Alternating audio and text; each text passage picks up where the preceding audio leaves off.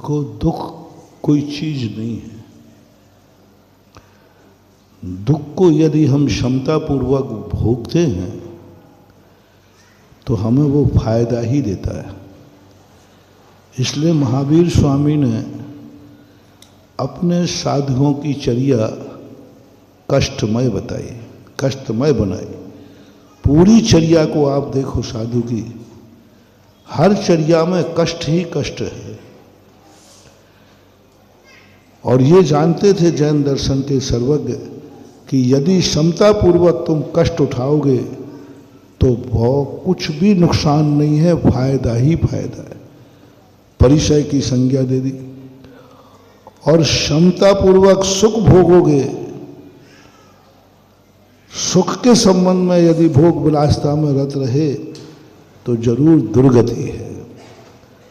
सुख सदा, सांसारिक सुख सदा औदैहिक भाव होता है और सांसारिक दुख सम्यक दृष्टि के लिए, सम्यक चारित्री के लिए क्षयोपशम रूप होता है।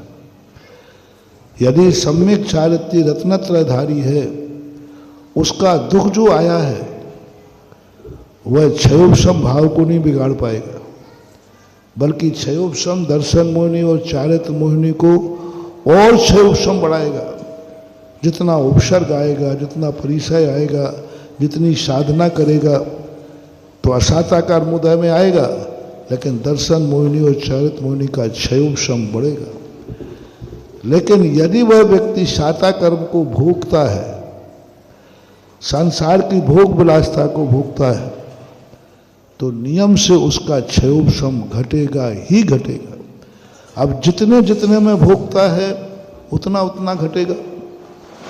पूर्ण यदि संसार के विषय भोगों को भोगता है तो चारित्र मोहिनी कर्म का इतना क्षयोपशम घट जाएगा कि वो असंयम में भी ला देगा। इसलिए भोग विलासता की तरफ दृष्टि जाना अपना नुकसान पहुंचाना है और दुखों को समतापूर्वक सहन करना अपना कल्याण का मार्ग प्रशस्त करना। जिज्ञासा समाधान कार्यक्रम